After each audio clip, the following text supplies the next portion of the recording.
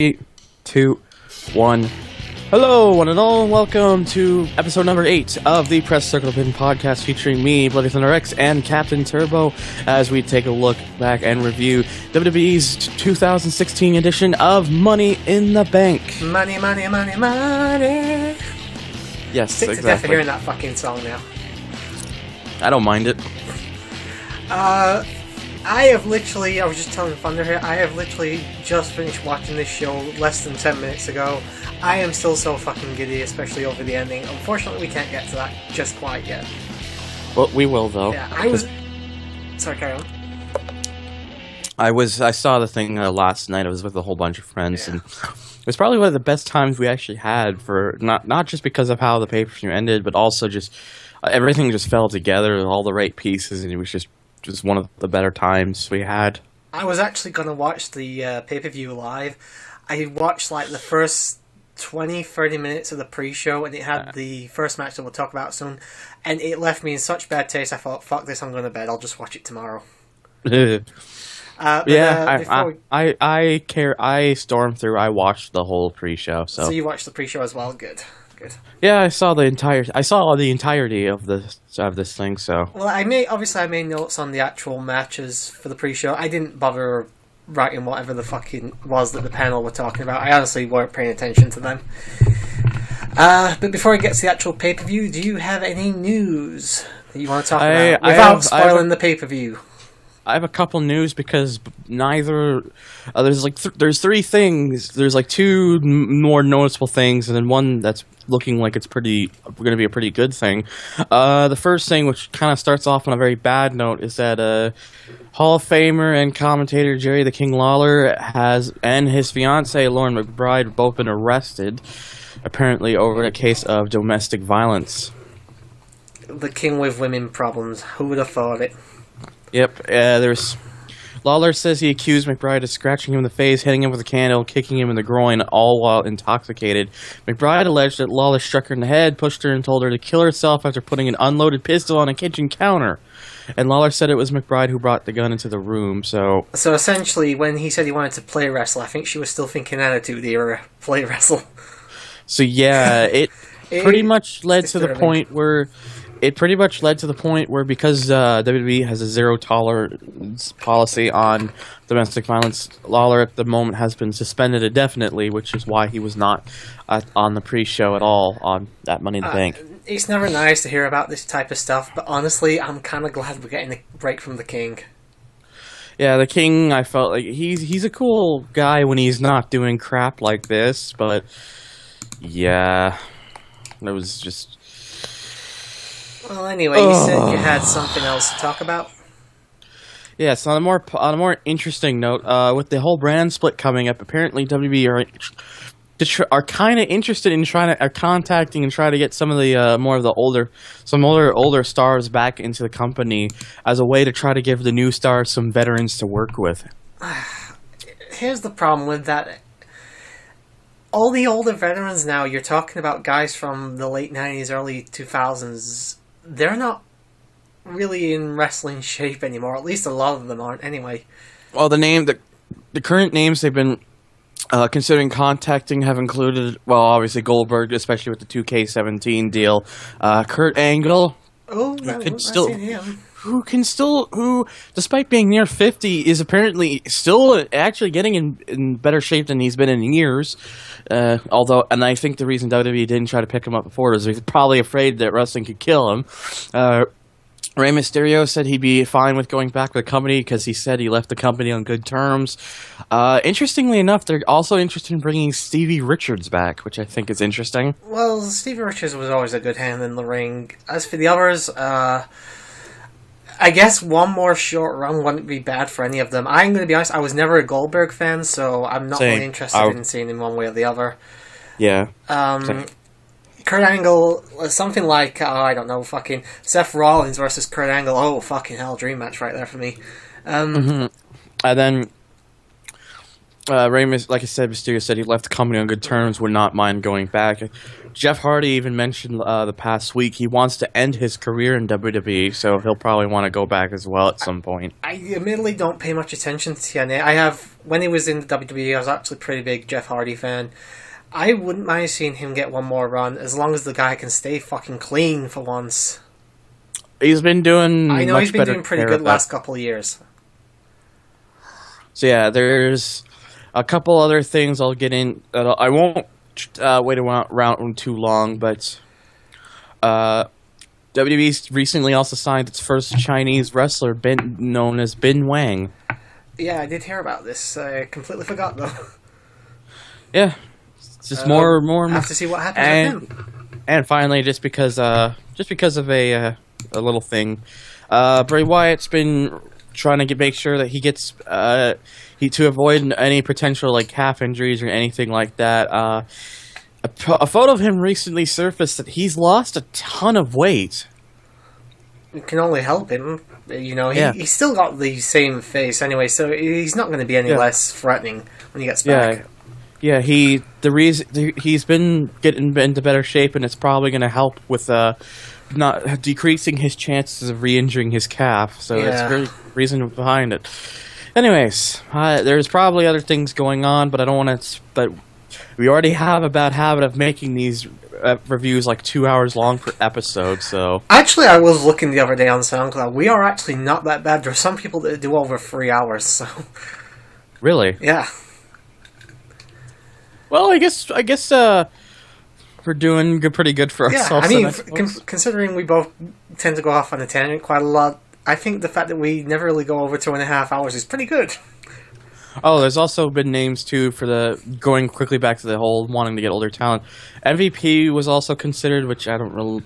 I was never a fan, but he's decent in the ring. And finally, there's also Carlito as well, who I always liked. So.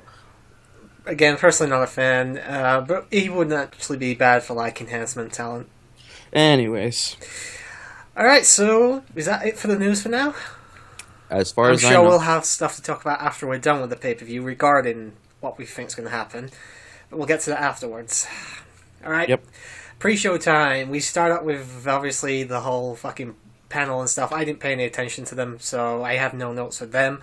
But for the actual matches, match number 1, we have the Golden Truth, Goldust and R-Truth versus Breezango, Tyler Breeze, and Fandango. Yeah, they had some really kind of silly gimmick going into this, where during the build-up, the two go into a tanning bed, so it looks more fabulous. Then the Golden Truth are there. They realize the temperature. They crank it up, and then an hour and 37 minutes later, the two come out and are basically completely burnt. Here's the thing: Billy and Chuck weren't that homoerotic. Yeah, it was kind of weird to watch. This really came off as like Billy and Chuck 2.0, except a little more extreme. Yeah, and they actually had a gay wedding. All right, it didn't go through, but they actually had the wedding. These guys just, I don't know, maybe they're together in real life, perhaps? The thing I remember, too, is that this whole Billy and Chuck angle is like, they were supposed to be like the bad guys or something, because they're supposed to be like heels, but then people are like, yeah, this is all right, and then they kind of started cheering them as time went on. It's like, what? How can you stay mad at those two anyway? They're both pretty good in ring competitors, so you couldn't really stay mad at those two. Yeah, they're just really silly to me. Yeah. That's all. Anyway, the match starts with Fandango and Truth, and I'll say right now, I don't have too many notes for the two pre-show matches, but I'll do what I have. Fandango and Truth start. Fandango selling small moves due to the terrible suntan that he's got. Yeah, just basically just slaps on the chest and small slaps on the back, and they're selling like fucking pretty much the good portion of this match was the two just constantly going back and forth with trying very hard to not get like hit or anything like that, because they're constantly just wallowing in pain, which means they're selling it quite well, since we all know they're not really in that kind of pain.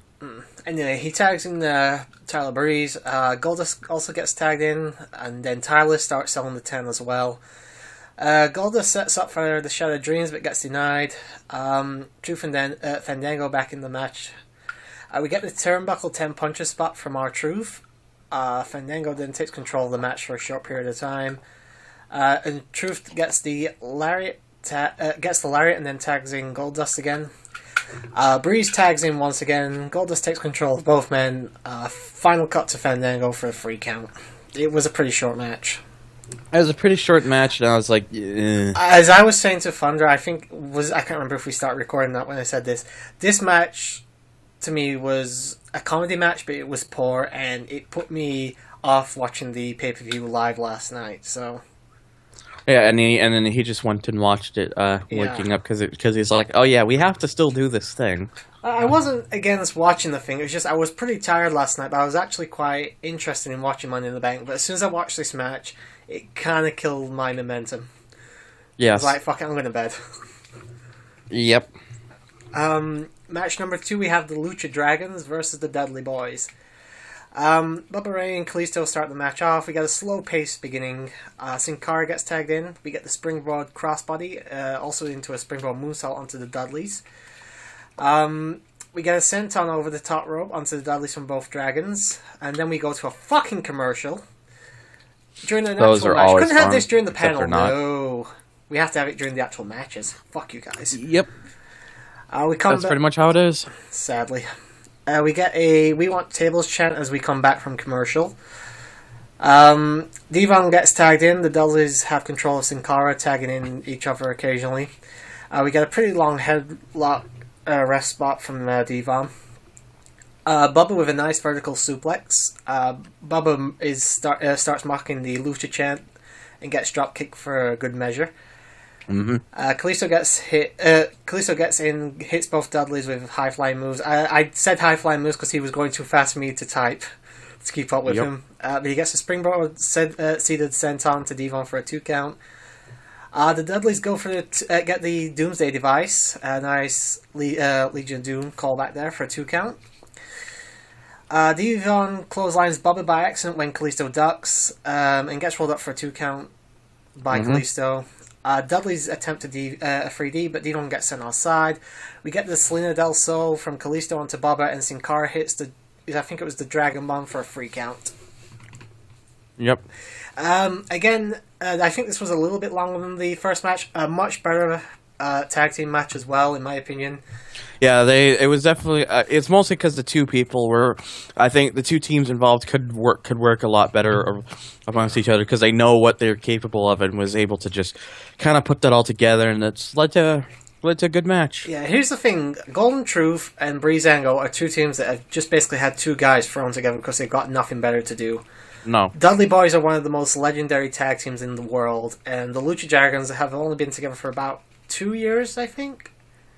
Something like that. But it's still a lot longer than either of the first, than either of the two teams in the first match were. So yeah, as you said, this is a blinding difference between two guys being put together and two guys that are an actual team. Pretty much. Yeah. So I thought this was a really good match. Fun for what it was. I was kind of surprised to see it on the pre-show actually, but hey, whatever. Yeah. That was what that's. It was also. We'll get into the actual Money in the Bank match when it happens. I've been hearing statements that Kalisto was originally supposed to be that 7th entrant. Yeah, because that just disappeared, didn't it? Yeah, they were originally had plans for 7, and then it just kind of like decided no, we're just gonna have 6, and there was a lot of people are saying that 7th person would have probably have been Kalisto, but oh well. I was thinking about that actually earlier. I was thinking, who could they have in the Money in the Bank? I was actually, for some reason, expecting them to make Ziggler in as a last-minute introduction to the match. I wasn't thinking that. Match. Something like that. And now I need to just take a phone call, so we'll take a quick break before we go into the actual pay-per-view. Okay. And we're back. Hi. So yeah, I think we just finished with the pre-show, and... Yeah, pretty much. It had a poor match and a good match. What else you want to know? You want to know this? You want to know that? Okay, we're gonna get to that. Don't worry. All right, thank you, Enzo. Yes, it's time for the main pay-per-view now. We get a honestly kind of poor pay-per-view promo, mainly because I didn't like the music choice. It was all about it's in Las Vegas. It kind of sucks altogether. If they'd picked something better for the music, it might have been decent, but yeah. And anyway, sorry? I didn't particularly really care for it either. So, not really my thing. nope. Anyway, match number 1. We have in technically three tag team matches in a row. The tag team championship, Enzo and Cash versus the Vaudevillains versus Gallows and Anderson, and versus the New Day, the champions. Yep. All right. This is basically the 2 men can are in the ring at any point, and you can tag any person from any team. That didn't last long though. That really didn't. They kind of took. It was more people tagging themselves in rather than anything else, but we get the New Age Outlaws 2.0 out first. Enzo cuts his usual stick. Yep. New Day's come out last, cutting a genuinely funny promo, in my opinion. Taking the piss out of everyone in the ring. And then the match actually starts with Kofi and Anderson. We get a big drop kick from Kofi. Gallows gets tagged in. The club tried double teaming but get denied. Enzo assists Kofi with taking out the club and the Vaudevillains. And then it's Enzo and Kofi left in the ring. Big pop actually for when these two were in the ring together. Yeah, pretty much, I suppose. I'm already lost at everything. This match was a bit of a roller coaster to watch. It was very fast paced. I don't have as many notes as I'd like, but I just had to try and keep up with what. There was one spot I want to mention. Big E doing like a spear through the middle of the ropes. Yeah, I have that coming up in a moment. Pretty crazy. Enzo and Kofi with some basic chain wrestling. Cass and Big E get tagged in. Aiden also then tags in not long after that. We get a big belly-to-belly suplex by Big E, and then Big E splashes Aiden on the apron. Everyone then gets into the ring and starts brawling like fucking in a bar or something. Like, I don't know what euphemism I was going for there. New Day and Enzo and Cass left in the ring.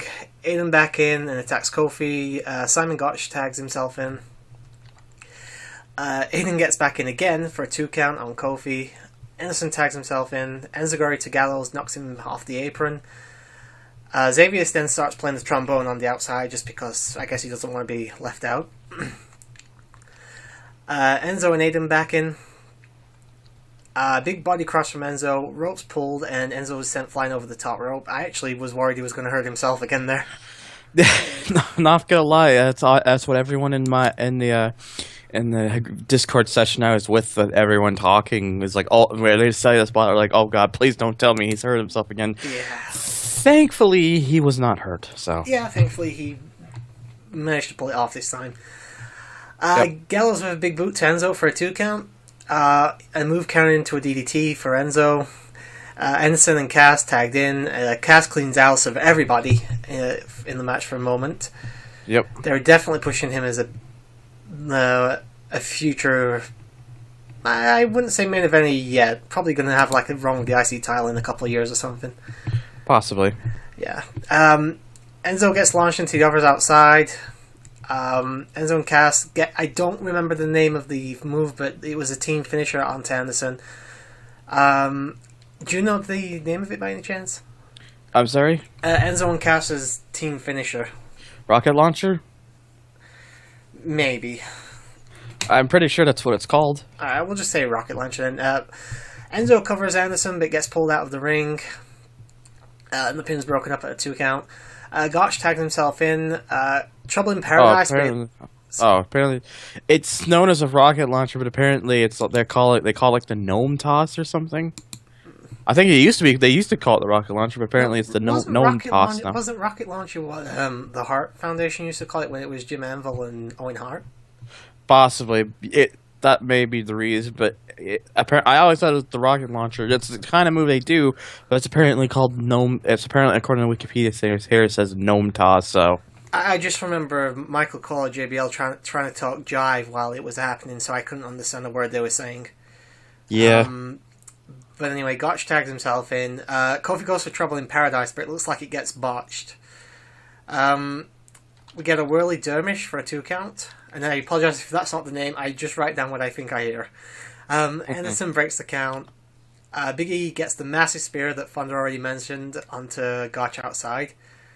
I'm surprised he didn't take his midsection completely out there. Pretty much. Big E goes for the big ending, but Anderson tags himself in and interrupts it. Big E sent outside. Gallows knocks Xavier out of I think it was a big boot, I'm not sure. Outside. Remember, Xavier's not in this match. Magic Killer for a 2 count. Big E interrupts the pin. Anderson and Cass fight to the outside. It looks like a slight botch, as in Cass wasn't there for the right time or something, because Anderson was just stood around for a moment, waiting for something to happen. We get the double team move from Big E and Kofi on Anderson for a 3 count. And your reigning and defending tag team champions have done it again. Yep. I personally expected them to win. I didn't think they were going to give the titles up on him just yet. If it wasn't them, I thought it was going to be the club. Same. Yeah. They would have been my other pick, but I expected they were gonna retain, because I feel like they really want to make their reign like their reign like something really special. Well, as long as they're popular, they will continue to do that. Yeah, I think. I mean, they are popular, but I think they're starting to get to that point where they might be waning on the crowd. I don't think it's so much the fact that the crowd's waning. I think it was like they were split between Enzo and Cass and the New Day. Yeah, and it especially didn't help that when the New Day went on each team, which is fine and everything, but of course once they started with Enzo, Cass, and people weren't exactly the happiest about that. Which is fair enough, you know. You have 2 face teams, 2 heel teams. One of the heel teams being very respected, obviously, with the club. So, right. You know, you have a big time match with some really good teams. Even the Vaudevillains, you know, they do their part. You know, they never fail to impress in terms of in-ring stuff. But I thought this was a really good match. Very fast-paced and fun. A couple of botches here and there, but, you know, for how fucking many people are in this match and how quickly it went by, I think it's forgivable. Right. You're not doing your ratings? I just don't really pay attention much to it. I just do overall rating. I think works better. So we are officially saying here and now, rest in peace, Thunder's rating segment. It may come back if I decide for 2, but right now I'd be like, I think the point can get across with an overall rating. Yeah, it makes sense. After the match, we get a Kevin Owens interview. He mocks the new interviewer. I can't remember the guy's name. Josh, I think? Something like that. Yeah. Chris Jericho interrupts him. Then the 2 of them have some decent back and forth. And then the Black Hole of Charisma interrupts, and there's some decent back and forth again. Owens owning both guys. And by the way, I'm talking about Del Rio, just in case. But I thought this was a pretty good interview. Pretty funny, actually. Owens completely owning it on the microphone here. Pretty much. Match number 2. We're out of the pre-show for once. Baron Corbin and Dolph Ziggler. Yay. This is like, what, match number 5 for them? And it's the first time it's been on the actual pay-per-view. This is pretty much match number, I don't care, please just stop this, because I'm falling asleep watching these people like 10,000 times. Alright, we start the match off. Dolph goes for... Excuse me. Lovely. Dolph goes for a very early super kick. Kobe moves out of the way, though. We then get a nice drop kick from Dolph. Corbin takes control. Big clothesline to Dolph for a 2 count. Dolph gets hung up on the ropes with a flapjack sort of move. I couldn't really see because the cameraman didn't turn in time. Nope. We get a boring chant from the crowd. Yeah, I think at this point, even the crowd's like, how long has this feud been going on for? Do we really care about these 2 wrestling into each other? I'll go more into that when we actually finish the match, but yeah, that actually surprised me for a number of reasons, but I'll go into that a bit more when we finish the match. Of course. Corbin mocks the crowd for a little while he's picking apart Dolph. Dolph turns the tides for a moment and comes back with a clothesline, 2 clotheslines and a neck breaker. Mm-hmm. The Famous and the super kick both block. Corbin gets a big clothesline again. Right. Famous blocks a second time. Dolph sent into the turnbuckle, but we get another counter, and this time actually into a Famous for a 2 count. Right. Outside now, Dolph slips on the stairs, but thankfully Corbin does manage to catch him and hits the deep 6.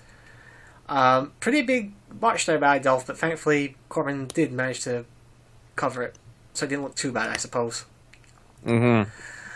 Both guys get back inside just in time, literally just in time for Dolph as well. The ref was about to count at 10. Corbin takes control until Dolph counters. We get a counter chain from both guys until Dolph actually managed to hit the super kick for a 2 count. Dolph Ziggler goes to the top rope. Corbin with a right hand. Corbin attempts a superplex, but Dolph blocks it. Ziggler then gets knocked off the top rope after Corbin gets his head together. And then we get the end of days for a 3 count. And yeah, pretty much I expected him to go over again because let's be honest, dude, I don't think WWE really cares about Ziggler much anymore. I don't think they. I honestly wish just don't. they would. I really wish they would care about Ziggler. Yeah, but yeah. I like Ziggler. I've liked Ziggler since like 2010. Mm-hmm. I'm going to be honest, I actually thought this was a good match, even if the crowd didn't agree with me. I thought this was actually one of their best matches together. Fair enough. But as you said, I do hope this is the end of that story, though. It's been going on, 2 months now? Something like that. For something that's been on the pre-show and all the Raws and stuff since the night after WrestleMania, it's time to end this feud already. Yeah, that's pretty much how I feel. Corbin is, Dolph's a good enhancement talent.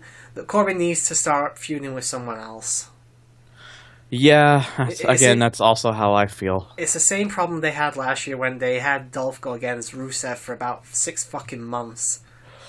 And pretty much at that point, I was just begging them to be like, just end this already. Yeah. The problem with WWE is they either let storylines fizzle out too quickly or too long.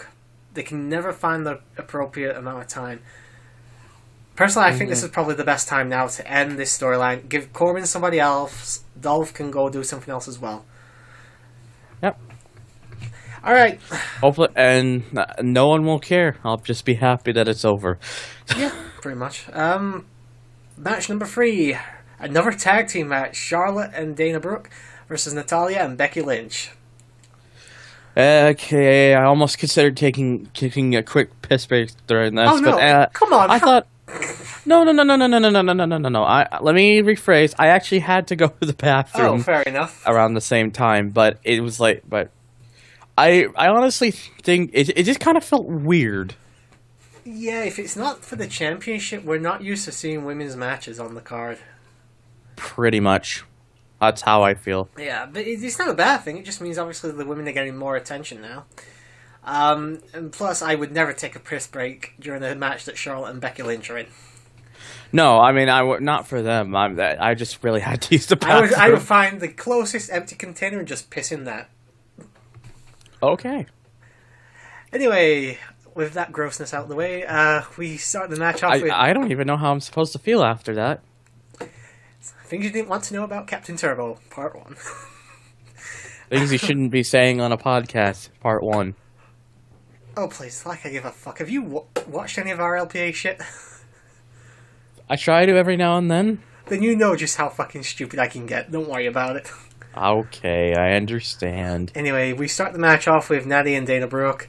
And by the way, again, I don't have many notes because this was a pretty quick match. Natty takes quick control. Charlotte tags herself in. Natty tags in Becky. We get a heart attack double team from Natalya and Becky. Very nice. We get a double baseball slide to Team Blonde that I'm calling Charlotte and Dana, by the way, just to cut down typing time. Charlotte gets the big boot to Natty. Dana and Charlotte swap tags to wear down Natty, who's playing the victim at the moment. Charlotte with chops in the corner gets the woo chant going, obviously. Woo. Always gonna happen. Always gonna happen.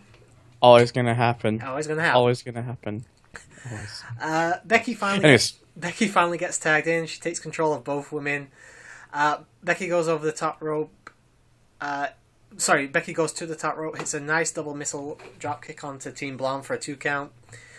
Natty gets tagged back in. Another big boot from Charlotte to Becky, but Natty hits her with a discus clothesline. Natty gets a sharpshooter on Charlotte. Dana breaks it up by basically pulling her hair.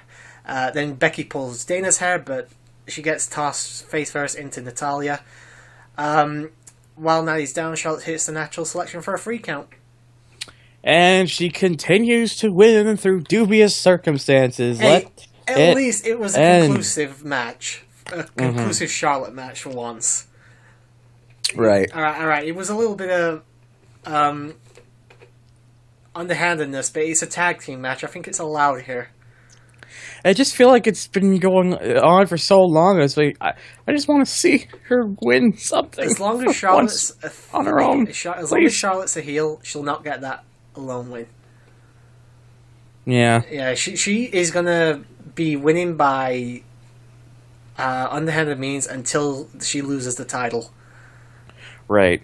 I actually thought the match was decent. A little bit too short. I might have given them a couple more minutes, but I actually thought it was pretty good.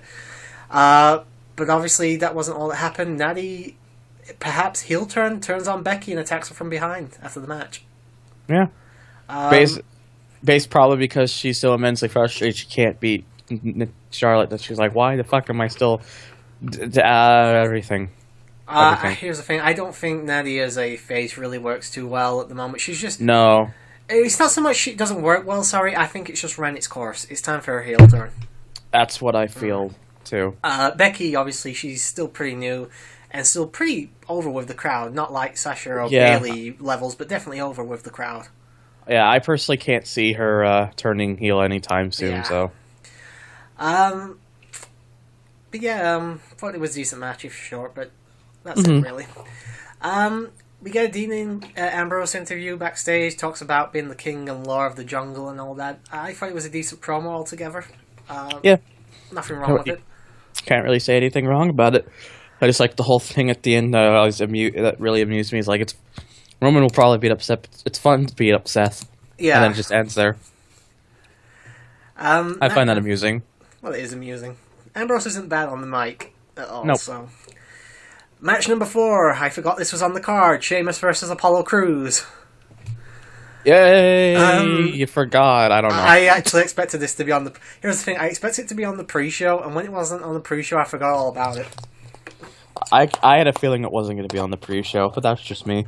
So the match starts off. Sheamus goes right for Apollo. Both men being very aggressive early on.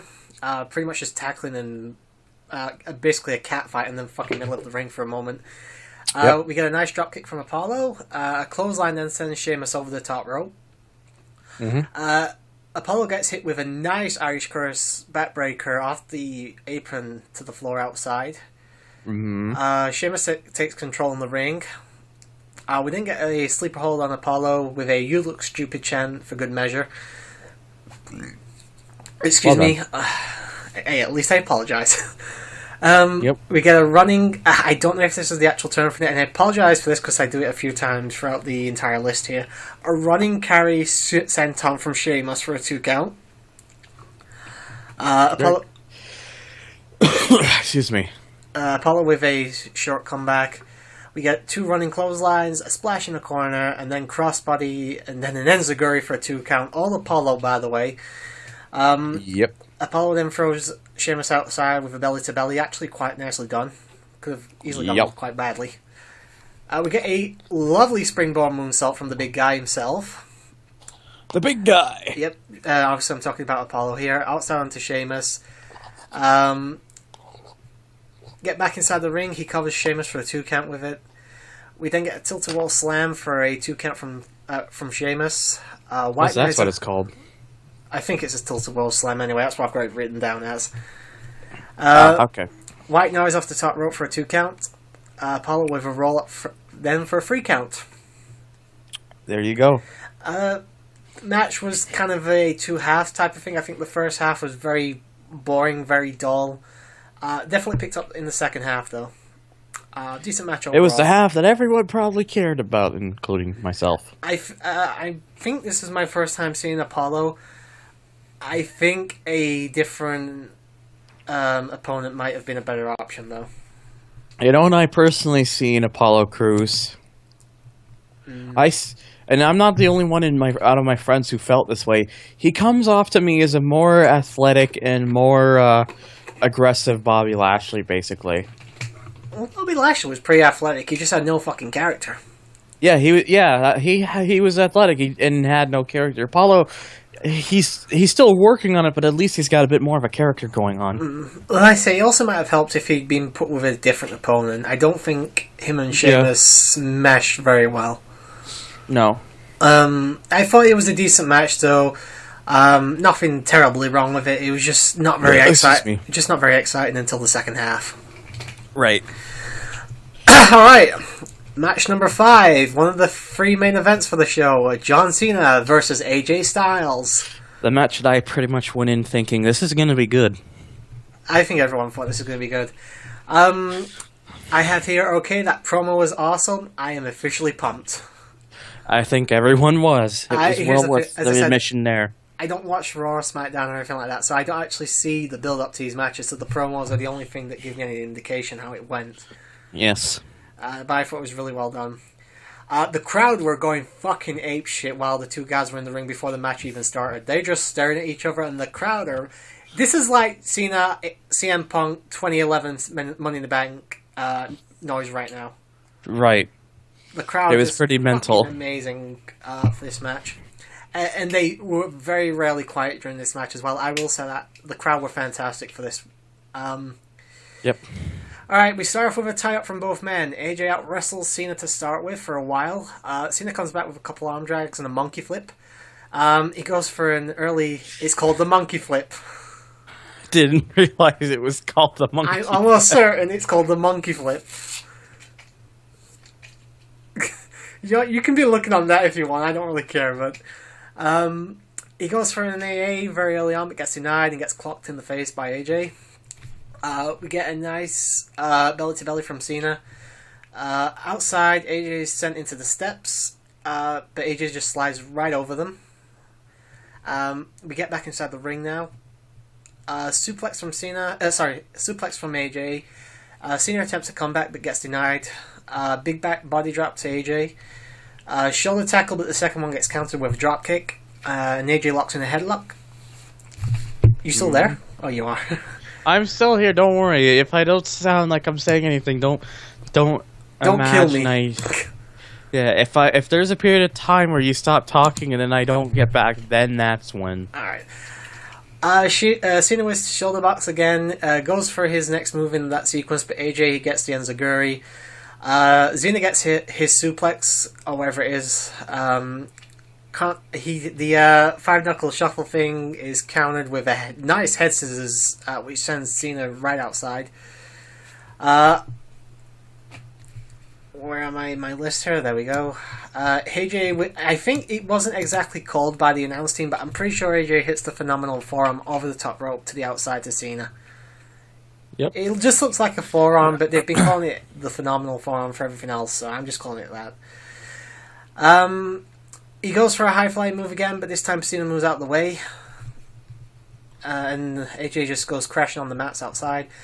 I think we're back in the ring now. Another attitude adjustment attempt, but it's blocked. AJ is back in control for a moment until Cena locks in the STF. AJ manages to reach the ropes, and then AJ goes to the top rope. Cena attacks, but AJ manages to slip through his attack. I think there was a bit of a botch, but I couldn't tell because the cameraman was too busy filming the fucking ring post. Mm-hmm. We get a top rope AA attempt again, but this time it's blocked once again, sorry. A springboard move denied by Cena. Another attitude adjustment attempt, counted into a calf crusher. Cena manages to reach the rope, something which the crowd heavily booed as soon as he managed to get to the rope. I made note of. They really didn't want Cena winning this. Cena with a big clothesline hits a very weak 5-knuckle shuffle. He doesn't even do his dance jig because at this point he's actually doing a decent job of selling the ankle injury or whatever. We then get a actual attitude adjustment for a 2 count. Cena goes to the top rope, goes for his leg drop, but gets countered into a powerbomb for a 2 count from AJ. We get a nice Pele cake. AJ hits Cena with the Styles Clash for a 2 count. AJ with the springboard for 50, but gets countered with Cena's knees. We get a AA 1 second, because I think I may have said this right. Right, we get the AA counting into the clash. Or you got it. We get the AA counting into the Styles Clash, counted into the AA, counted into a Pele, counted that as well. Phenomenal forearm counted. Counter. I know there was a lot of counters here. There was a lot to keep makes up my with. brain hurt. Cena gets AJ up for the attitude adjustment, but the ref gets knocked down in the process. He manages to hit the AA, by the way. The club hits the club runs down, hits the Magic Killer, and covers AJ on top of Cena for the free count. AJ Styles wins. Hooray! All right, you go first. I'm personally glad they gave him the win. Of course, people are complaining, oh, the club still had to get involved. Like, Cena couldn't let him go over clean. It's like, I'm pretty sure Cena wouldn't, I'm pretty sure Cena wouldn't have minded putting Styles over clean. And two, he probably didn't even have the creative decision to do so for that particular thing anyway. And besides, the whole thing about the club getting involved, which was not supposed to happen, people are complaining about that. You realize that the referee was down? So the referee wouldn't have had any idea, and by the time he got up, the club were already gone. So basically, the referee has no idea about what happened. And plus, again, Styles never actually invoked them to come in or enforced anything. He was laid out, and they just put him over, and they just laid him on top of Cena, and that's how he got the pin. Again, it's something JBL actually said on commentary, one of the very few times I actually agree with him. Just because Cena got the A doesn't mean he'd have won the match. Yes. My thing is, I am actually not annoyed by the interference at the end. My problem was Cena playing the underdog all too much. Yeah, it was very strange to see that. AJ controlled about 95% of this match. I'll go into the main event later. But I like what they did with the main event because they had Roman being the aggressor the entire match. It was Seth who was the underdog. You needed AJ to be the underdog in this match, not Cena. Cena is not the underdog. He hasn't been the underdog since 2007, for fuck's sake. And the thing, because it's like he's been around long enough. He does that. Him coming off as the underdog just kind of seems odd. Because and by the way, fucking learn not to speak so loudly when calling spots, John. Oh, he'll never learn that. Fucking hell, you could hear him so often during that match. It's why he has his own segment on Botchamania called Cena Talks Too Much, because you can hear him that easily. He is so loud when he talks. Which, yeah, okay, I understand you need to get some points across during a match to refresh your rest where you're working with and everything, but it's like, can you at least turn it down? Here's the thing, Tone it down, sorry? I thought maybe they'd fucked up backstage and were telling Cena and telling the announce team something, because I heard somebody clearly say single leg hook takedown. I was like, oh, that must be one of the backstage people. No, it was fucking Cena telling Styles the next sequence.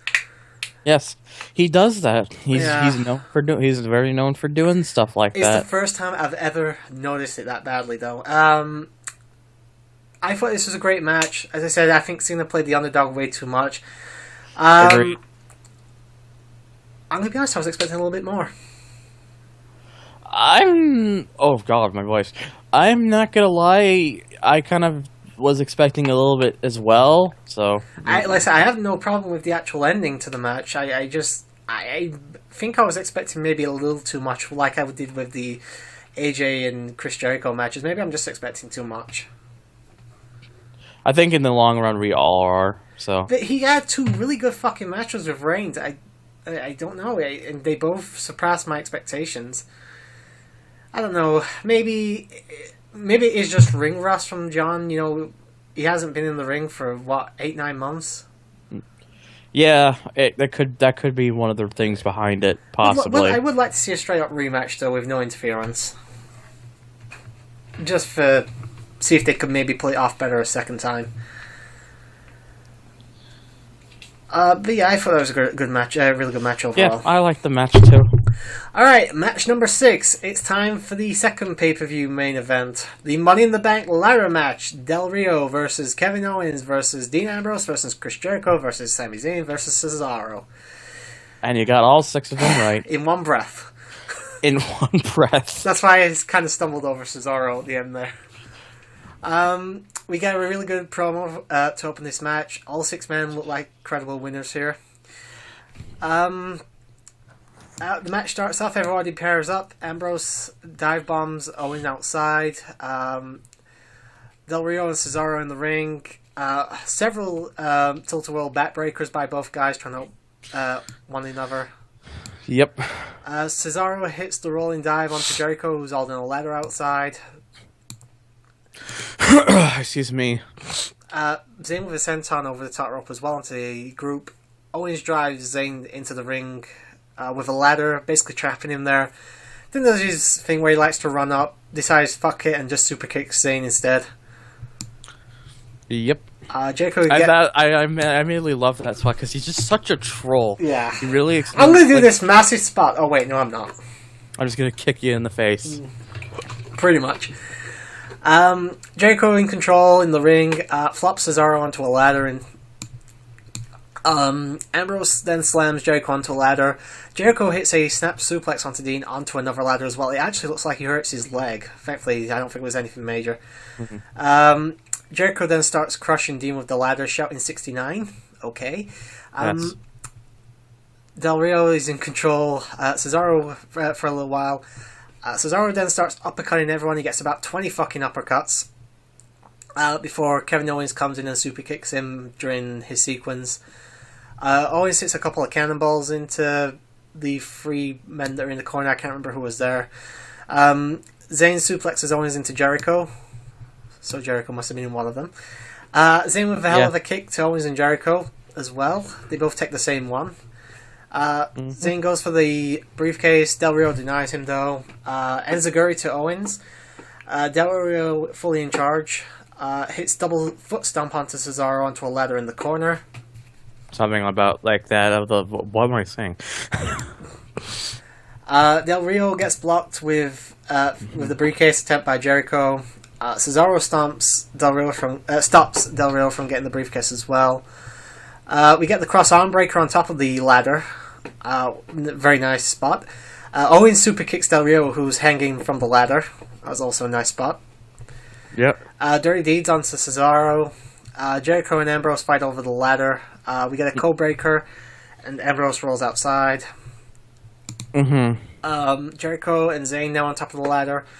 Owens sends both men off. Del Rio with a nice backstabber to Owens.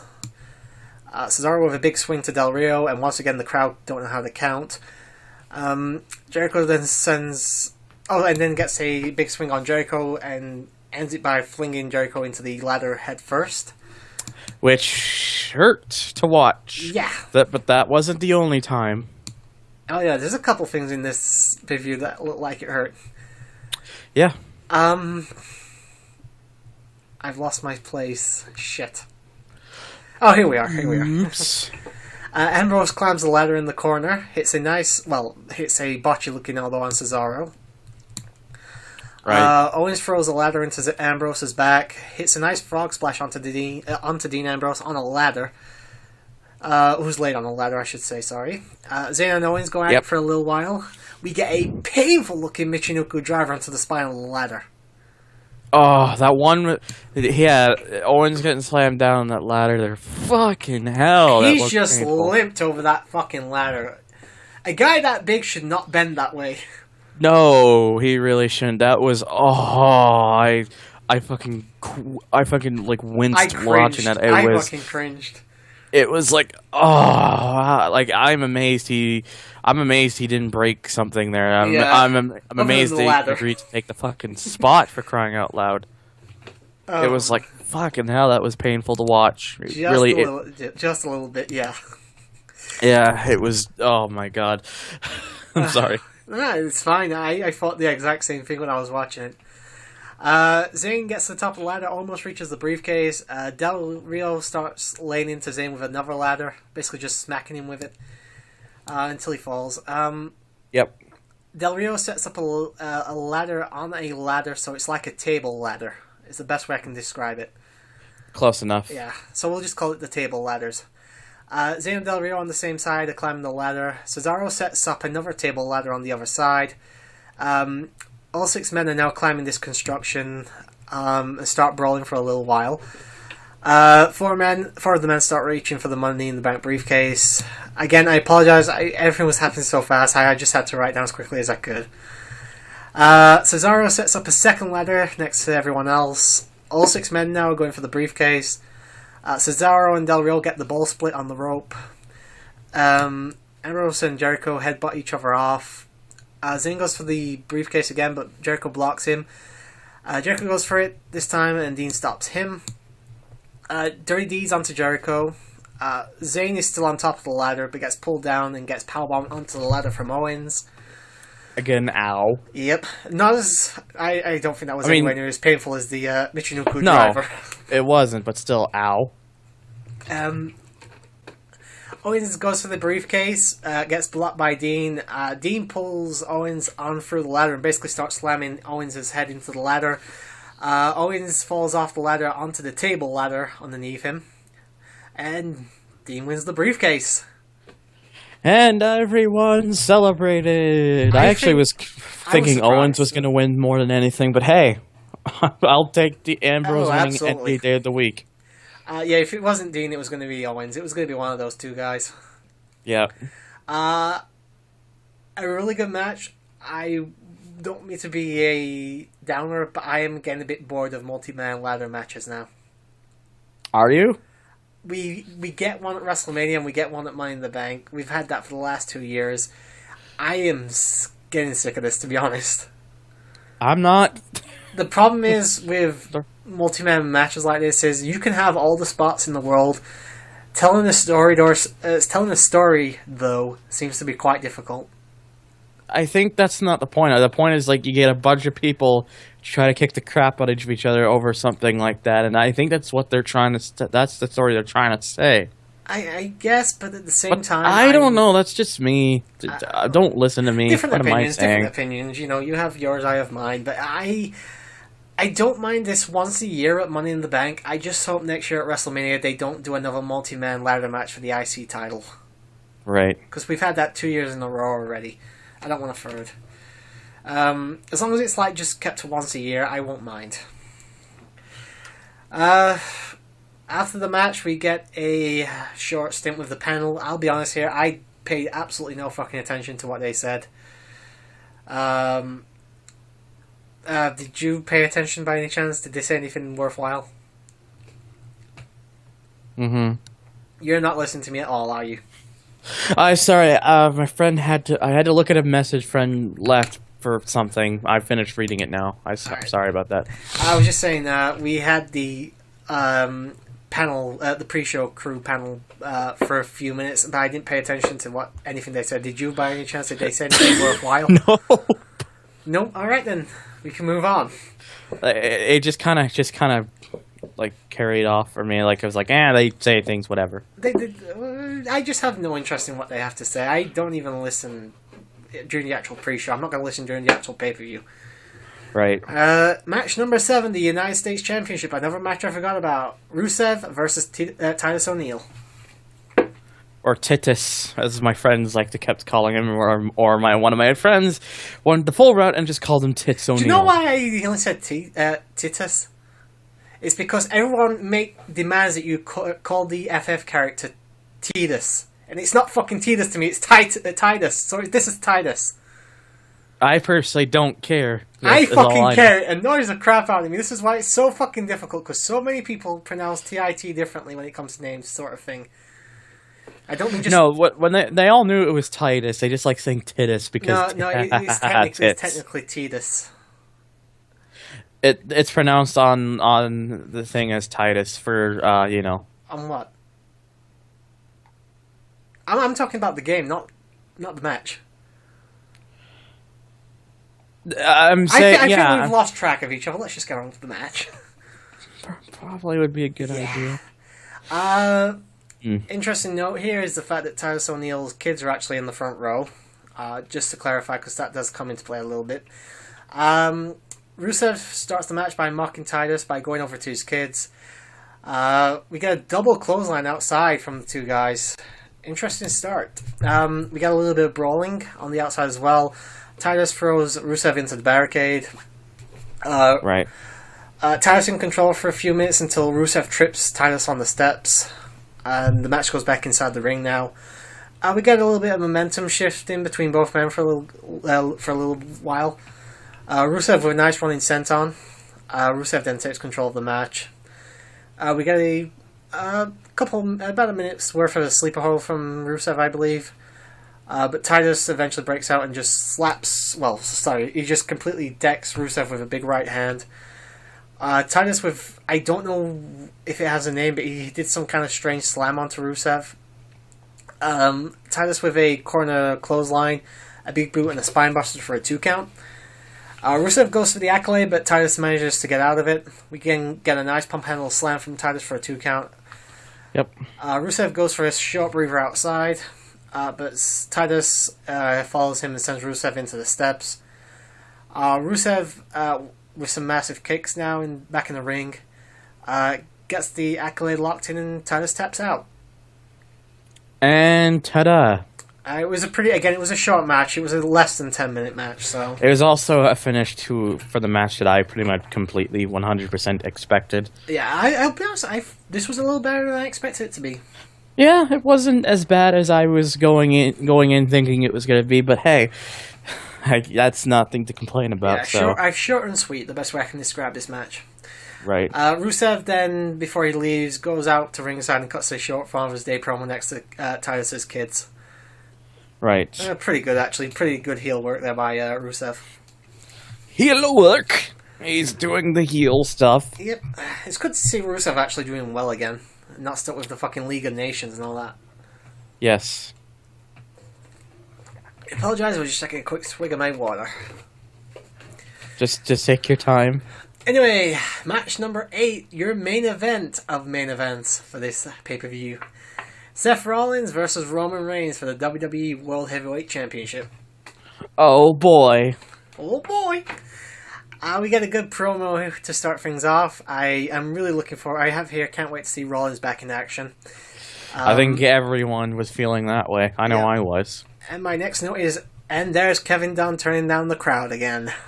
Yep, he did it earlier with Styles and Cena, and now, at least for them coming out at first, and now they're doing it again. Yeah, that's like, hey, I'm sorry. I just feel it's like, to me, I just feel it's like so disrespectful to the wrestlers themselves. It's like, it is, and the crowd. It's like these people pay their money; they should be able to vocalize what they feel. Like, just because we don't like who you tell us to like, doesn't mean you get to turn us down. Yes. Alright. The match starts. We get a headlock takedown by Rollins. A slow pace to begin with. Roman manages to overpower Seth. Seth with a nice drop kick. And knees Roman outside. Seth dives through the ropes onto Roman outside. But the match goes instantly back in. A nice Samoan drop by Roman. And then a nice suplex by Roman as well. The two are trading shots for a little while. A big clothesline from Roman, and Roman takes control, playing a very good heel. Take a hint, WWE. Hey. We get a tilted wall slam for a 2 count from Roman. Seth comes back with a flurry of moves, but gets denied as he's sent over the top rope to the outside. Yep. Seth sent over the announce table, manages to crawl back inside the ring while Roman's taking apart the middle announce table, the main one. Right. Which surprisingly didn't really come into fruition during the match. I expected someone to go for the table and nobody did. Yep.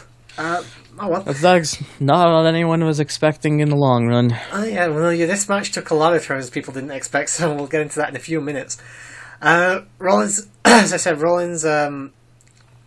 back inside the ring, Rollins escapes straight away and goes back outside for a breather. Seth then sends Roman into the steps. The first move he's actually got on Roman in a while at this point. Yeah. Roman was definitely in control for the majority of this match. Seth goes to the top rope. Roman blocks and hits a Razor's Edge powerbomb. Superman punch gets countered. Seth sends Roman face first into the turnbuckle. Kaboom. Yeah, I actually didn't see that. I was just typing, but I heard what happened thanks to the commentary, actually, believe it or not. They actually did something helpful for once. Hooray! Yay! Seth with an enziguri and a dropkick sends Roman outside. Dive outside, he immediately goes straight back into the ring and hits a running senton over the top rope as well. Yeah. We're now back inside the ring for the match. Seth hits, and I think it was called the Sling Blade. I'm not sure. I was too busy typing at the time, but that's what I heard the commentary team say. For a 2 count, Seth goes for a springboard move, but Roman moves out of the way. Seth goes for the pedigree, but gets countered. Roman gets a Superman punch for a 2 count. The spear gets blocked. Seth hits an enziguri over the top rope, then jumps off the top rope and knees Roman in the face. He then goes to the top rope again, gets a frog splash for a 2 count. Seth goes back to the top rope again. This time he gets blocked because Roman hits him with a big shot that actually makes a lot of noise. Seth actually manages to hit the superplex into a Falcon's Arrow straight away for a 2 count. That was actually a really nice move there. Yep. Goes for the pedigree, but gets blocked. Roman rolls, does like the roll up, but power bombs. I call it the roll up power bomb. I don't know if it's got an actual name. Basically, it's close enough. Yeah, we'll call it that. You can work with that. Basically, Roman goes for like he's going for like a schoolboy type of move. Schoolboy pin, sorry, but he just sort of uses it to escape whatever, and then picks whoever his opponent up with one arm and power bombs them. But that gets right. Yeah, but that's basically gets a 2 count for Roman. Correct.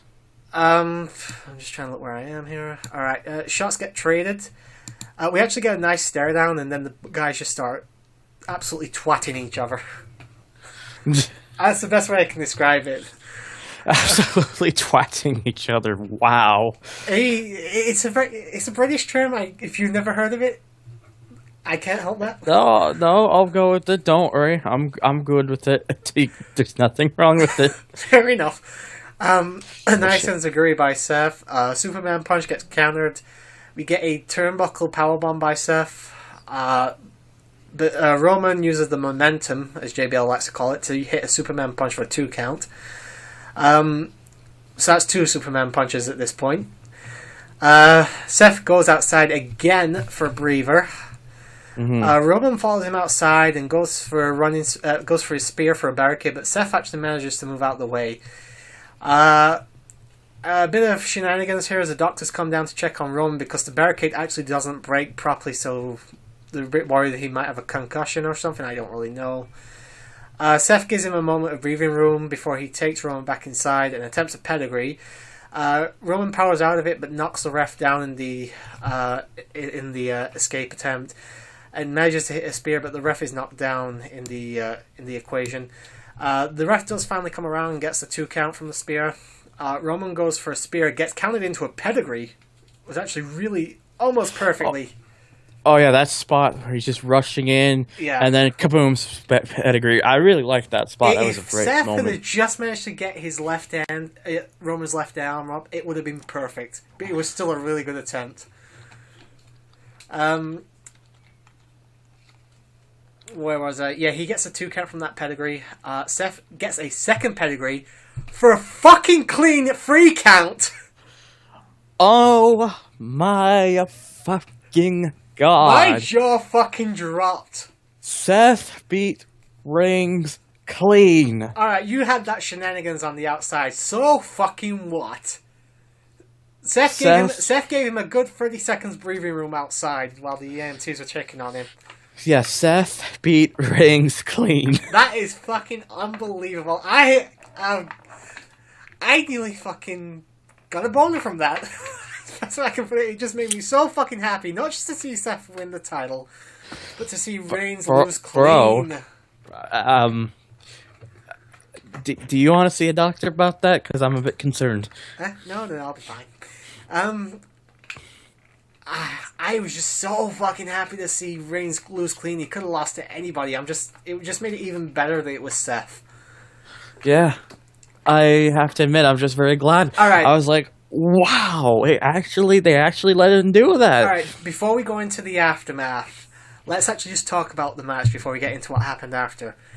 This was booked to perfection because Roman dominated about 70% of the match. He was trash-talking Seth.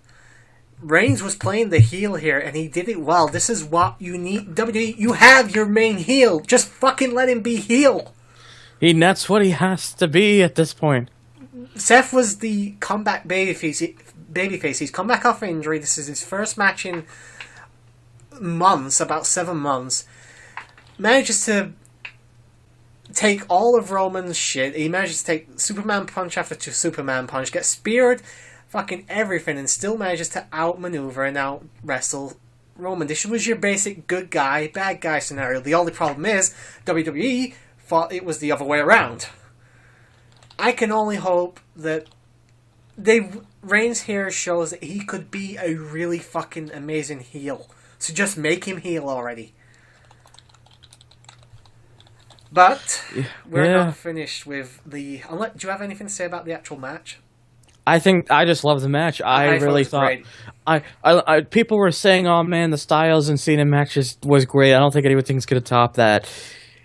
The main event... The Styles match was really good, but the main event was just wonderful to watch. Yeah.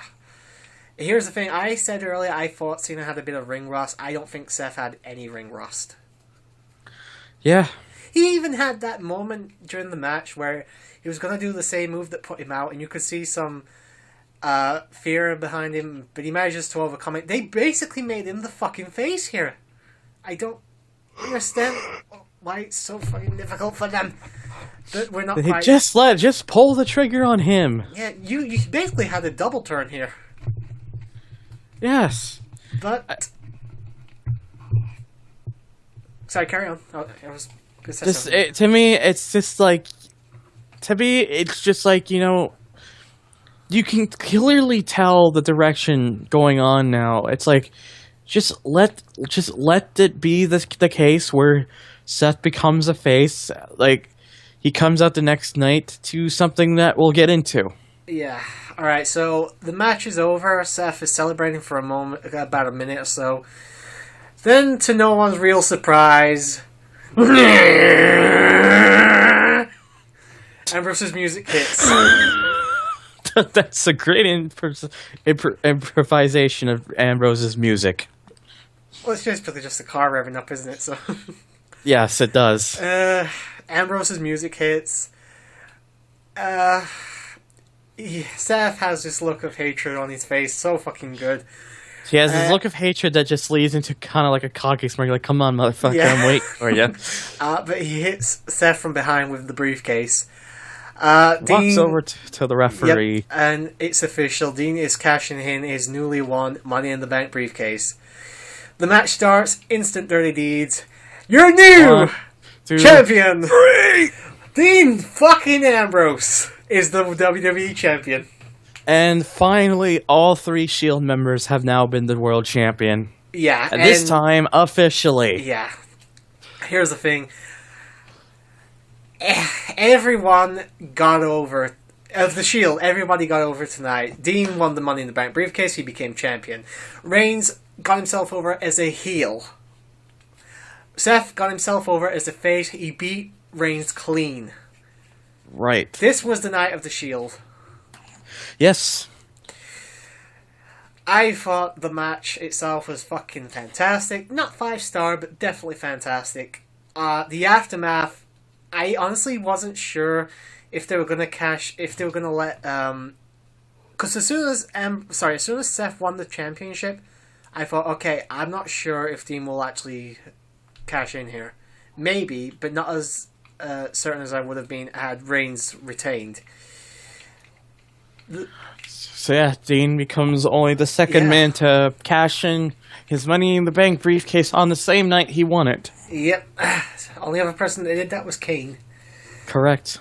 I hope that wasn't a trivia question. Nope. I was going to say, because I just got a point.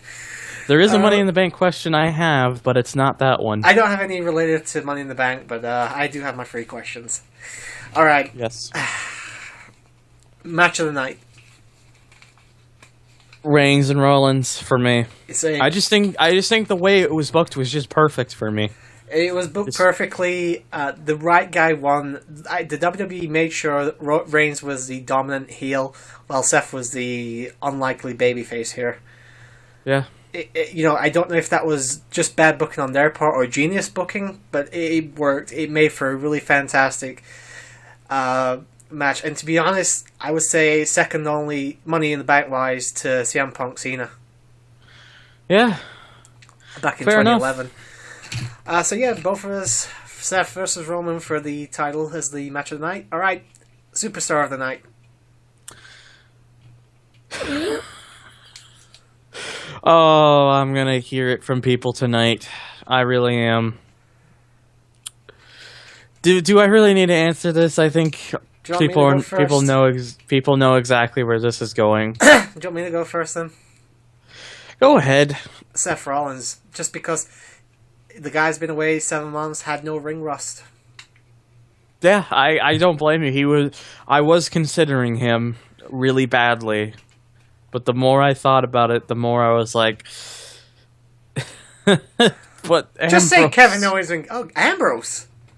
Well, yeah, he won the money in he won the Money in the Bank. He cashed in. He made everyone happy. He did well in the actual match. It was. I mean, Owens was also another pick of mine, but he did so fucking well, and he made people happy. It was like that. I have to give it to him. I'm sorry. I know it feels biased. I know people are probably wanting off with my head now, but I'm going to be honest. Never at any point did I consider Ambrose. I mean, yeah, the end to the pay-per-view was fantastic thanks to him, but I didn't really think he had much of a. I don't really think he had a big part of the Money in the Bank match that all the others didn't have. So I honestly never really considered him. Yeah, strange, but never mind. At least we didn't have the same for all three then. At least no. All right. Do you want to do it first, or shall I? Moment of the night. You did your Superstar of the Night first. So I'll do my Moment of the Night first.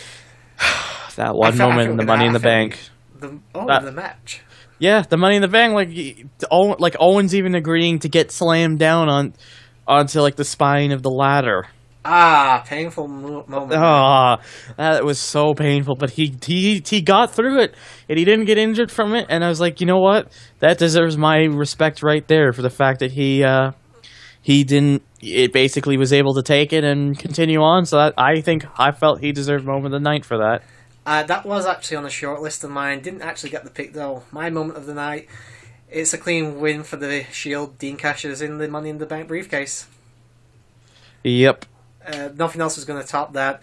We had 2 championship changes tonight. 2 very over people won the title, even if it was just a short period for Seth. Dean coming in, cashing in was definitely my moment of the night. So yeah, the Shield won all my awards tonight. So a Shield 3-peat. Yep. What was your pay-per-view overall score? I actually really liked this pay-per-view. I thought a very good portion of the matches were pretty good. There was a couple poor ones, but they weren't really anything too major. And honestly, I thought solid B. Fair enough. I actually only thought the only actual bad match was the Golden Truth versus Breezango, or wherever it was. I thought that was actually a pretty bad match. I thought all the other matches went anywhere from decent to fantastic. I gave it an A-. Wow, you're really high on it then. Yeah. Actually, I'm gonna let me now that you say that, let me look back at these matches again in my head. Do you know what?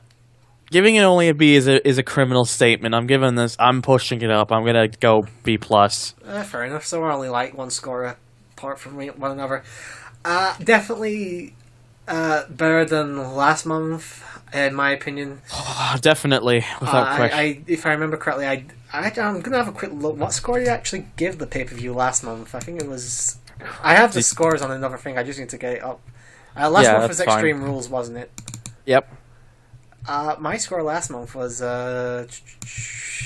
You were like a C or something. Yeah, I didn't give it a high score at all. Yeah, I think I was a little more fair to it, but I still think Money in the Bank was better. So yeah, I gave it a C overall last month. So going from that to an A+, I don't know what you gave it. You don't? I don't make note of that. I only have my notes from when I'm taking things down. Fair enough. Yeah, fantastic pay-per-view overall. Definitely a couple sore spots here and there. But the pros far outweighed the cons, and in my opinion, that was one of the best main events we've had this year. Yep. Definitely. The WWE kept trying to tout this as basically this could be WrestleMania with the matches we've got here. Pretty much. And quite honestly, I would have rather like. seen some of these matches than we did at WrestleMania. Yeah. I definitely recommend watching this. At least go watch the Seth Rollins Roman Reigns match. At very least, go watch that. All right. Anything about the pay-per-view you want to say before we finish that segment?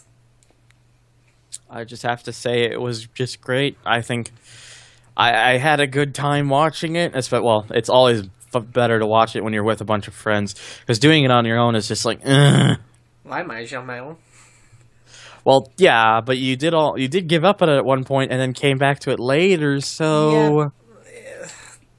Can you blame me with that opening match for the fucking pre-show? It was terrible.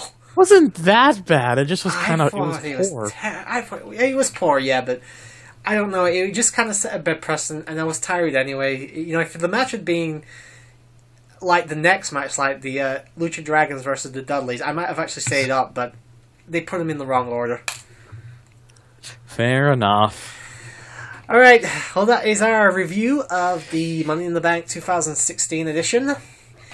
Yep. I suppose we'll talk about what we expect to happen from here on out shortly, but first and foremost, trivia challenge time. Just let him do I'll let him do the whole thing, because he can pick it up a bit better on his mic. Yeah.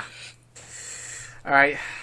I don't know what the actual overall score is. I keep saying I'll do it in between parts. I never fucking check. I do know we're all tied up, though. Right.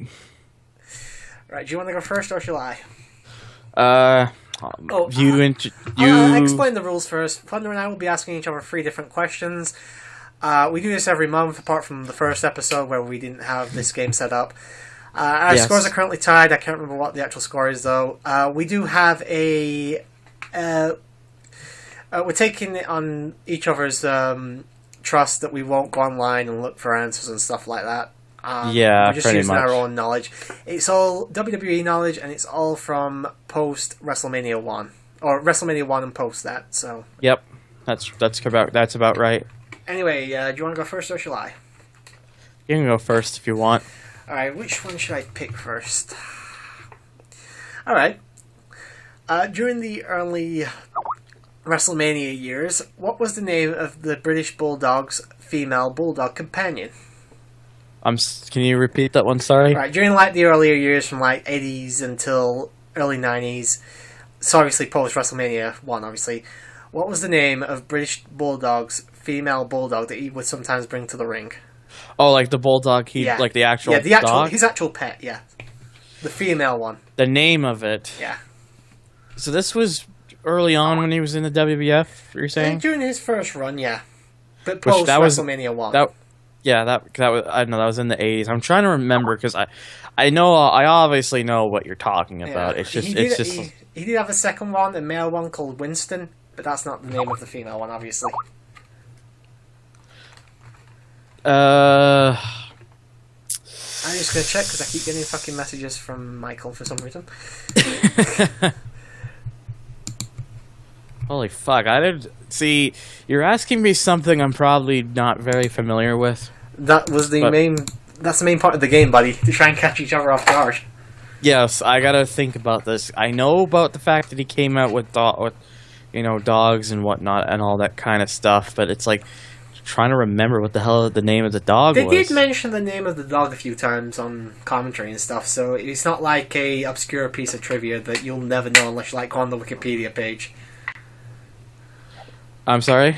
They did mention the dog's name on commentary a few times, so it's not like a piece of trivia you can only find out on like a Wikipedia page. Right. Take all the time you need, buddy. Holy fuck! It's like see. It wouldn't be so difficult if I could actually kind of remember what the dogs were, because I know about the whole thing, but I don't remember actually ever really knowing about them and whatnot. So that's where I have my problem with it. If you want, I can give you a clue. It won't be much of a clue, though. Well, then that's not much of a. Actually, okay. You said it was a female bulldog, right? Yeah, it was female bulldog, and I'll tell you this much as well. It's the main character from a book. Oh shit! I think you may have given me a pretty good hint then. Because if you're saying it's a female and it's like a very big character in a book, was the dog's name Matilda? Correct. Oh, thank fucking God. Perhaps I shouldn't have given you the hint, but never mind. Kind of a good thing, or else I would have been stuck here forever. Yeah, he had Matilda, Winston. He probably had another one or two somewhere, like in WCW and stuff. But yeah, Matilda came down to the ring quite a few times during like the early WrestleManias and stuff. Okay. All right. One to you. My first question, please. So my Money in the Bank related question. There's only 1 year where there were 3 Money in the Bank winners. What year was that? And for bonus points, who were the 3 winners? Obviously, when we say bonus points, guys, it's just more bragging rights than anything. We don't actually count them. Yes. Thing. 3 Money in the Bank winners. Yeah, what year was that? Right. Just answer me this. Would this have been a year where they transitioned from having it at WrestleMania to having it at WrestleMania and then having it at Money in the Bank? Well, what do you think? No, I'm just saying, it has to be that. Otherwise, it wouldn't have been 3 briefcase holders. Unless it's possible. Unless it was somebody that lost one. I can think of plenty of times where there's been 2, but I can't think of any where there's been 3. Oh, fuck yeah, I think you may have actually got me with this one.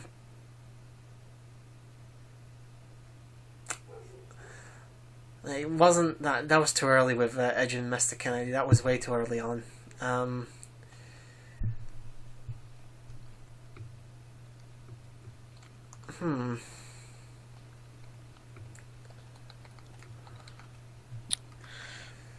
Just give me a minute. Take all the time you need. I'm gonna need all the time I need for this one. Fuck me.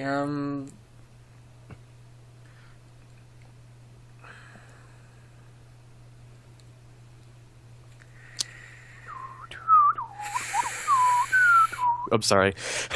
No, it's not you. I'm blanking. I can't think. You can't? No. Do you want to still guess, or just, What was the actual requirement? What year was it? Yeah, the year. I'll take a stab in the dark then.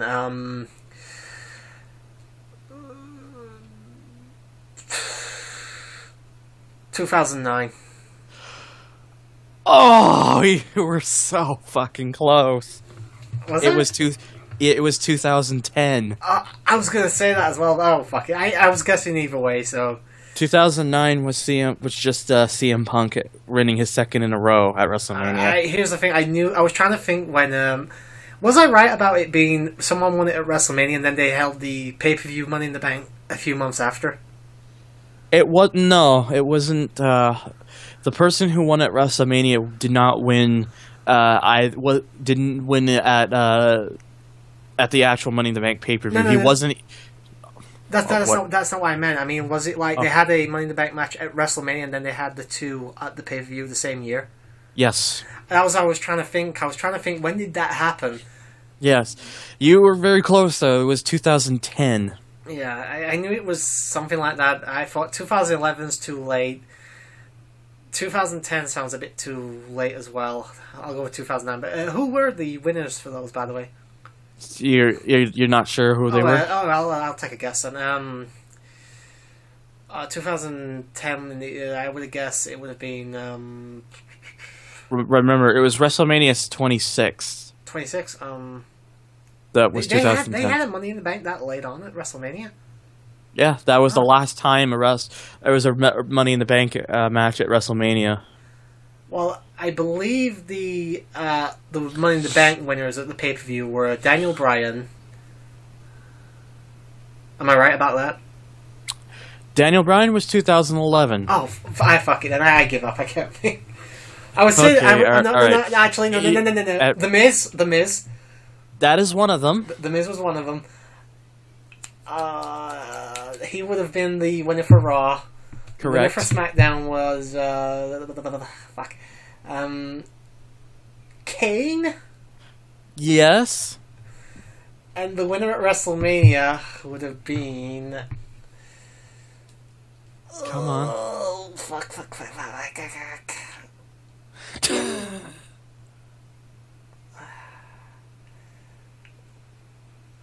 Come on, you can do this. I believe in you. I don't. Oh, fuck. Who was the third one?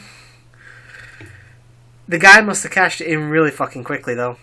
He held the contract for 2 days. Jack Swagger. There you go. It was Yeah. Jack Swagger. You By the got way- you got the bonus points, so hey. Yeah, to unfortunately, be they're fair, meaningless. so what's actually, because you at least got that right, I'll give you half a point. No, I'm not going to bother with half points and stuff like that. I'll give you half a point. I don't want fine. half the fucking point. Fine. have But no one points. to you. Have less. One to you, though. That was a good question. That completely drew me off trying to think of the year it had. You may not like my other questions, though.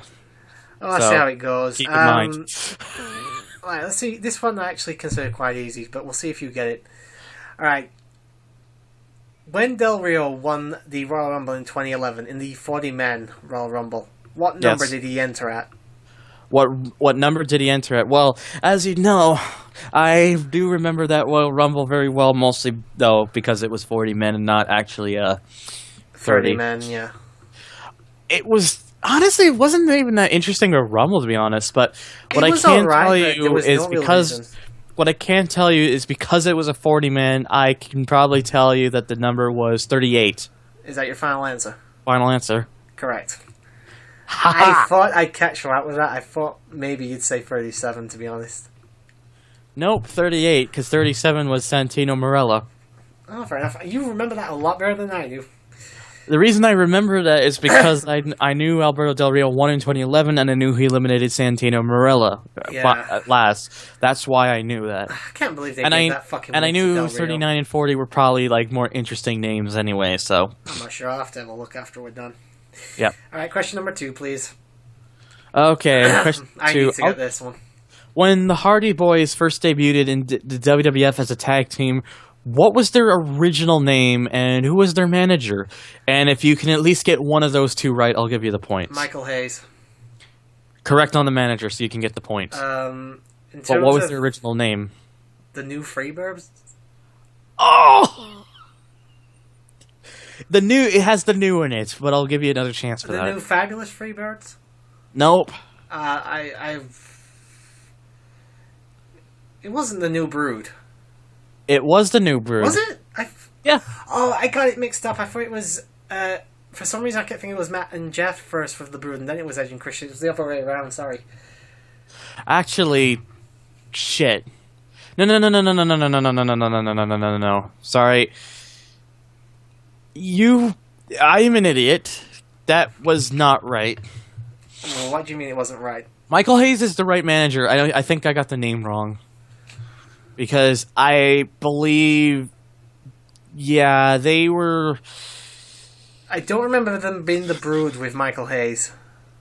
Yeah, they were... Yeah, they aligned with Gangrel, that's right. They aligned were with Gangrel Michael- after Michael Hayes. They were with Michael Hayes. They might have been the new Freebirds, but it doesn't mention anything about it, Yeah. so that's why I got confused. Well, I got the manager right anyway, so you said I only had to get one, so point to me. Yeah. So yeah, we'll just forget about the other bit. You got it right, so you get the point. Anyway, Because we're a bit confused on the first part, but never mind. Alright, last question for you. This one might be a little bit tricky. oh boy, Alright. Who did Godfather beat for his one Intercontinental Championship reign? oh, because I remember the Godfather actually did win the He did. Intercontinental Championship Once for about Yeah, 30 days, I believe. I'm not sure how much long, but I'm just asking who did he beat to win it? right. Excuse me. That's what I have to remember now. It's like I know he won the title because he was the champion during that very unfortunate night at the Over the Edge pay-per-view. Yes, he was. What I'm trying to remember Wasn't was he actually scheduled to win it, to lose it against Owen Hart? he may have. That's what I've heard. But I anyway. am going to say if it's 1999 when he won this, Yeah. and I'm trying to think of who were the kind of the usual people around that time in that kind of mid card area. I'm going to say it was Goldust. Is that your final answer? Yeah, final answer. Fucking damn it! I can't. You're in lead now. Yes. I thought I lead. thought you might say Jeff Jarrett because he was big in the IC title scene at that point. No, I remember Jeff Jarrett won the title off of The Godfather. I remember that fondly for some reason because I knew Edge had a 1-day reign, and a lot of me knew that he was. Yeah. All right, well done. My third question, please. I can't. You're and actually, you were right, by the way, because Owen Hart was meant to win the title. So yeah, that's what I've heard in terms of rumors and stuff. Well, he's going to win it as the Blue Blazer anyway. Yes. Anyway, my third question, if you please. Yeah, apparently my understanding. Actually, just before I get it, my understanding about what happened was because Owen died on the May 23rd, 1999, and then there was the Raw, which aired on the 25th or whatever, and he was supposed to win the title, Owen, but because of his death, it was just later dropped to Jarrett because he was he was his partner and his friend, just for his memory. So well, it wasn't thinking. I mean, Jeff was already in the IC title scene anyway, so yep. And then obviously he went on to have a couple of matches with D'Lo Brown and stuff. So yep, D'Lo Brown did beat him for the title at one point, but dropped it to him about a month later. Then dropped it to China, and then was gone from the company and never to return. And well, apart from that one segment where Vince just bought Raw. Yeah, he was on the screen for WCW. Just to bury him. Yeah. Double G, double O, double N, double E. Yeah. It must have been. He must have done something pretty bad. If that was it was thingy, wasn't it? His contract ran out the day before No Mercy when he was supposed to have the good housekeeping match with China. So he technically didn't even have to show up there. But he said, "I'll drop the title to China for this amount of money," which was like $100,000 or something like that. Oh, so God. basically, he scammed them out of. Well, it's not even him scamming them. They should have paid closer fucking attention to his contract. True, but yeah, it's still pretty. Yeah, it's also why Jeff Jarrett's never been mentioned since that night on Raw. What is my next question? That's not or did you already say them all? No, yeah, I haven't had the third question yet. Okay. Oh yeah, that's right. I go first. Yeah, no. For the final question for me. Yeah. I go first with that one. Anyway, I've already asked you my 3 questions. You've just got one more to give me. I'm sorry. Derp. Derp. Anyways, so my final question, actually, whatever. Anyways, okay, so as revealed in Triple H's Thy Kingdom Come DVD in 2013, Batista almost was not even a member of Evolution. Who was originally supposed to take his place before, over undisclosed reasons, he was replaced by Batista? Jinder Mahal. No. Is it not? It was not Jinder Mahal. I'll be fair to you. His last name is very similar, but Jinder Mahal was from like 2010 till to like 2014. Who am I thinking of then? Give me a second, because even if I don't get the point, I actually want to get this right. I've seen that interview, that documentary before. Are you sure you don't want the point? Because like I said, admittedly, his last name was very similar to Jinder's first name. Just give me a second. I'm trying to think.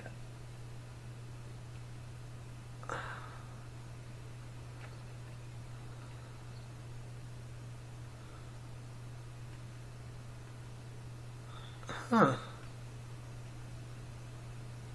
Is it coming to you? I'm blanking completely. Do you want me to tell you that? I give up. I completely blanked. It was Mark Jindrak. Oh, fucking Mark Jindrak. I would not have gotten that. Yeah, I'm sorry. I pulled out the hard questions. I apologize. Not so much hard. I just I should have gotten that one. I mean, The Money in the Bank, I could see myself not getting. I'm a huge Triple H fan, though. I should have gotten that. Yeah, but I completely blanked. It's all right. He wasn't really much of anything in his time at WWE anyway. So yeah, but he anyways, was there a year, if that. He was there actually from 2001 till 2005. Really, he was there that long? Yeah, I didn't even believe that either. He didn't do anything of note. I don't think he was a single champion in that entire thing. Maybe tag team. He might have been a champion in some sorts. Let me look that up. Because I know he was a tag team with, like, Sean Stasiak. I'd be surprised if they won any fucking thing. Let me see. Championship. Nope, he never held a single championship. Yeah, the two championships. He had two championships in WCW. Oh, and that was with Sean O'Hare.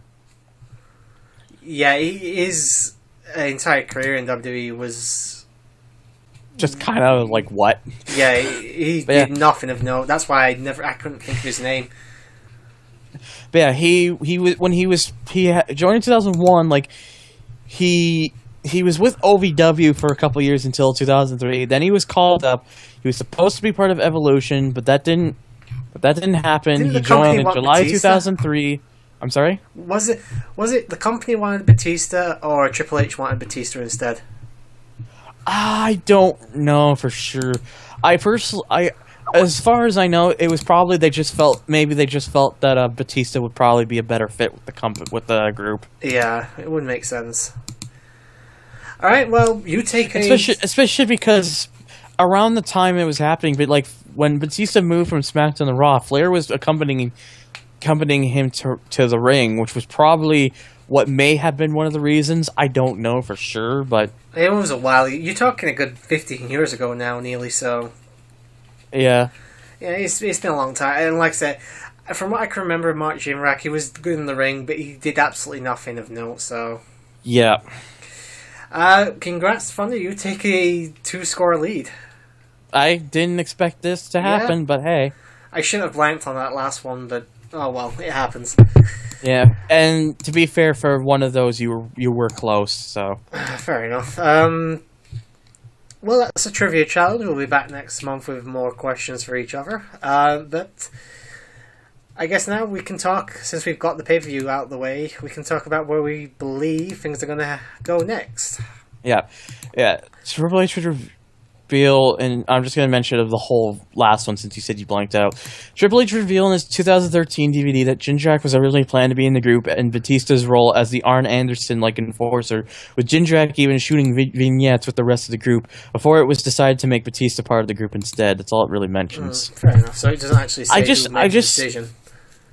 I think it was for the better, to be honest. Yeah, let's say I'm not a Batista fan. I never have been. I never will be. But he was definitely a better fit for that group. Yes, he was. Still, we can now talk about things post the pay-per-view. It's technically the day after. We got to this a lot quicker than we thought we would, because obviously we mentioned in the last episode that Thunder was moving. He's moved. And yay, I've moved. We actually managed to get this really fucking quickly, so this might actually end up going up tonight. Right. So Raw hasn't happened. I'm not expecting anything major. I'm still expecting WWE to treat Reigns as the face and Rollins as the heel. Obviously, I'm expecting Rollins to come down and say something about how it was unfair. And it was unfair for him to lose that way, especially after winning clean. Mm-hmm. And I think it'll probably set up a triple threat match at SummerSlam. Yeah, probably. That's more than likely what I imagine is going to happen. Everyone's been clamoring for this triple threat match now for like the last year and a half. It needs to happen at some point. Yes. I think the closest we got was this fatal four-way with The Shield and Randy Orton. Mm-hmm. But I really want to see that. Obviously, I think we're going to get the Owens-Cena remix this year with AJ Styles and Cena. I think they'll have another match and Cena will win that one and go on to win the entire program because it's John Cena. Yeah. Sadly. Everyone else is sort of in limbo now with the Money in the Bank out of the way. guys like Owens, Zayn, Cesaro and stuff, they'll just probably go back, I'm guessing, to the mid-card, start feuding with Miz again over the IC strap. Right. Speaking of which, no Miz on tonight's show. No, I think he went off to do something. He's gone to do another crappy Marines film, has he? Probably. Actually, yeah, I think isn't he the main character for Marine 5 or 6, whatever the fucking number they're on now? Something like that. I think I remember hearing about that. Well, he's gone off to do that. I'm guessing that means, like I said, the other guys from the Money in the Bank match will be going back to the IC division for a while.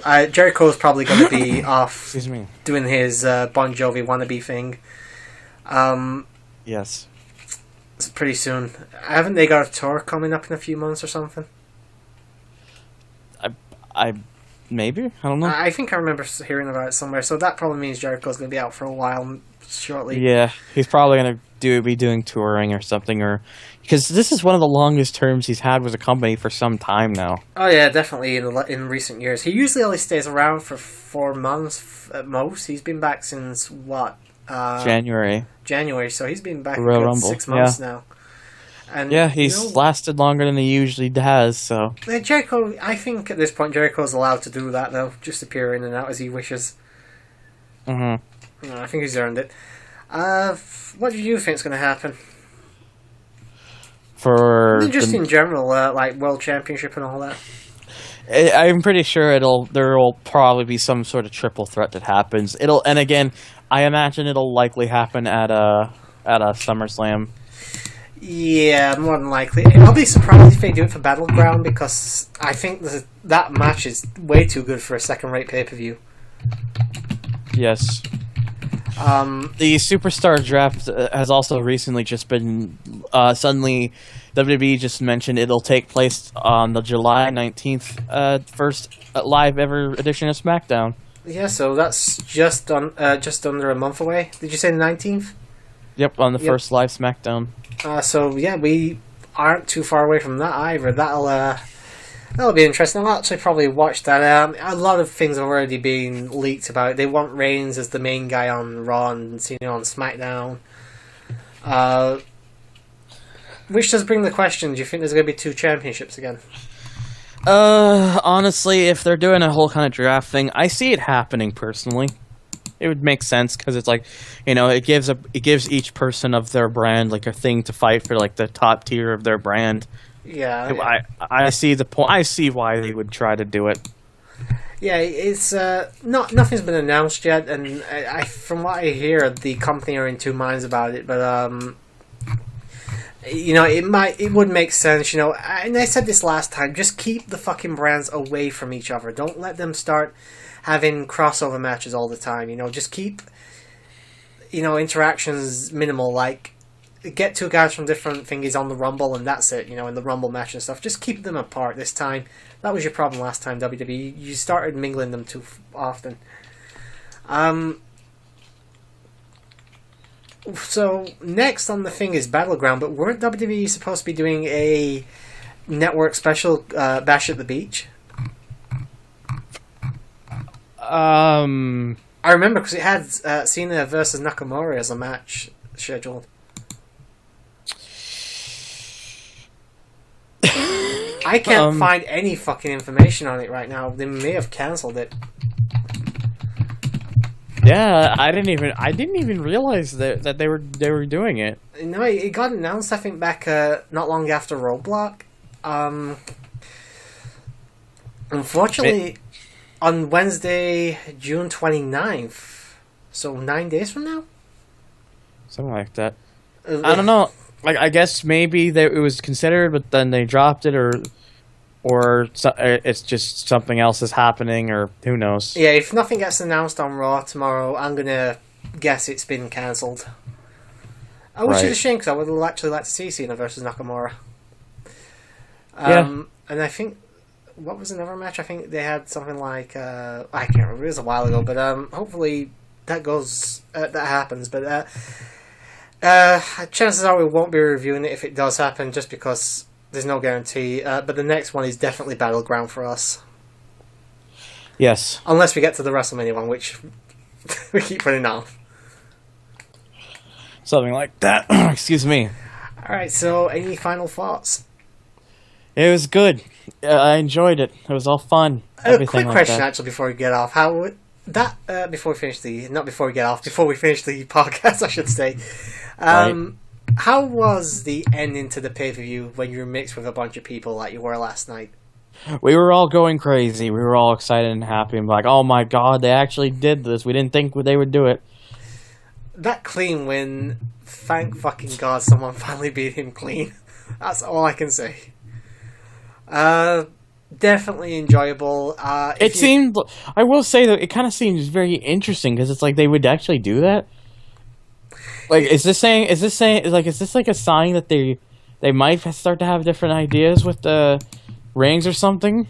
Maybe. It's, as I said during the match, Reigns was definitely coming off as a heel. You know, it was definitely the big heel, overpowering the smaller babyface, you know, giving him lip occasionally, and Reigns was doing that. You know, he was playing the heel really well. You know, I hope that's the direction they've gone, but you know, who really knows? You know, it's WWE. Probably they thought this was a good way to get Reigns over as a face, knowing them. Yeah. I don't see Rollins staying as a heel for very long, to be honest. I see them sticking him as a heel for quite a while, but obviously Rollins is not going to get a heel reaction. No, he won't. Kevin Dunn, you can turn down the fucking volume all you want. We know who's over. Yeah, I get so tired that he keeps doing that. It's like, I still, like I said, I just think it's really disrespectful. To be fair, he's probably only doing what Vince is telling him. Yeah. God damn it, Kevin, bend over.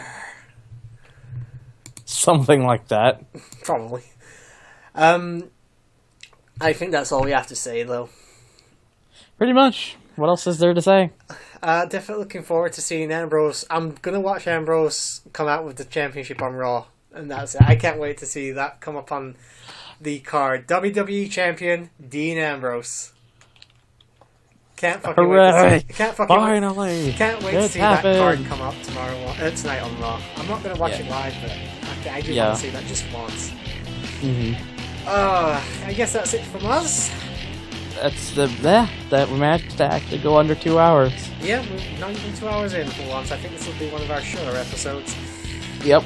And we were complaining earlier about being too long. Yeah. Yes. just fucking. Oh well. I hope you guys enjoyed this, and we'll see you in the next episode. Goodbye. Deuces. Hope you had fun. Come back next time. You done? Yep.